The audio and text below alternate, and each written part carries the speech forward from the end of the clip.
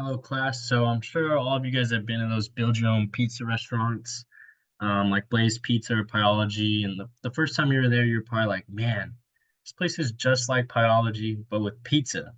Awesome. So that's what I thought. And since then, I've been thinking, how can I bring this super cool concept to my home?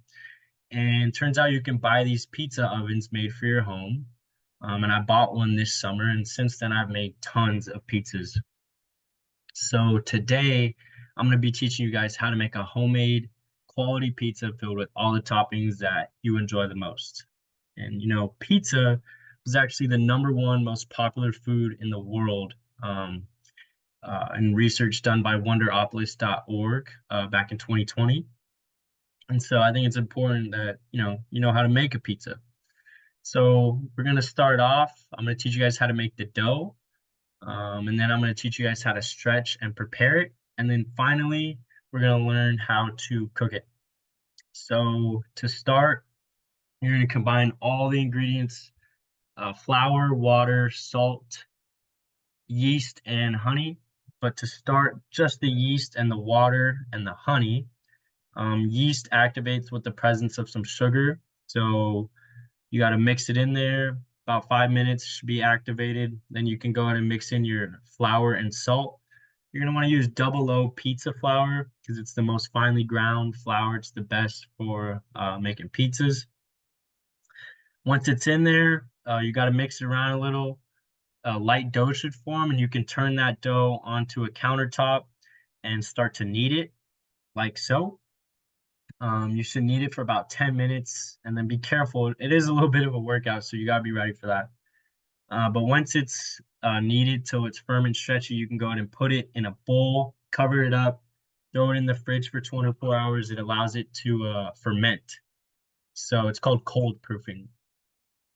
After 24 hours, once it's cold proof, you can go ahead and take it out. And you're going to want to divide it up into equal portions of about 300 grams each.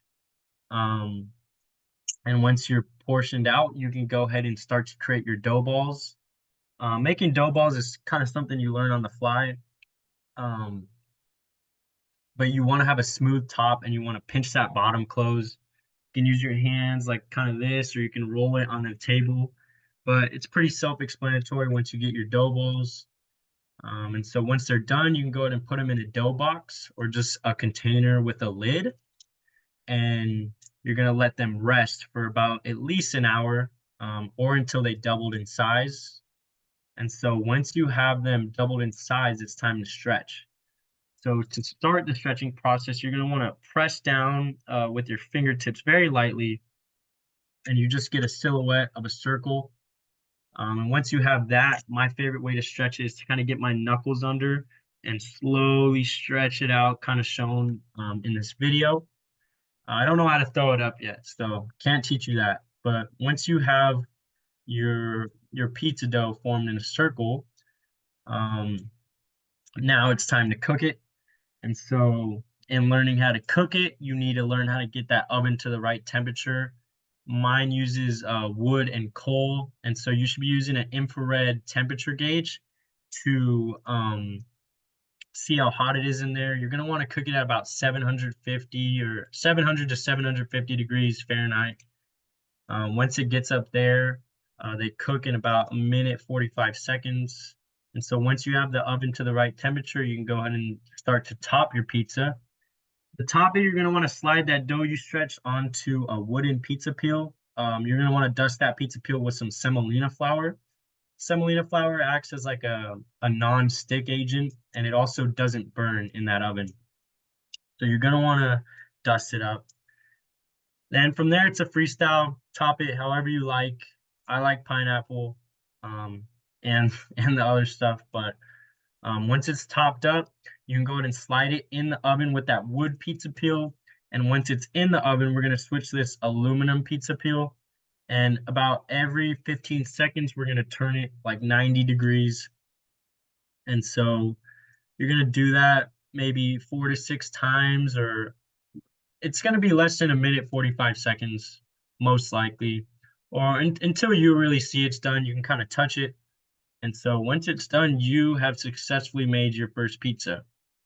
Um, and so now that you guys know how to make the pizza, it's time to start making your dreams come true.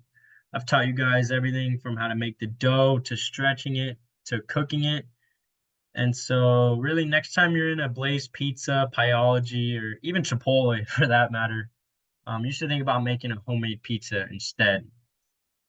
It's time to go all out and spend like an unapologetic $200 on a pizza oven because you won't regret it knowing that you can make a gourmet pizza all by yourself.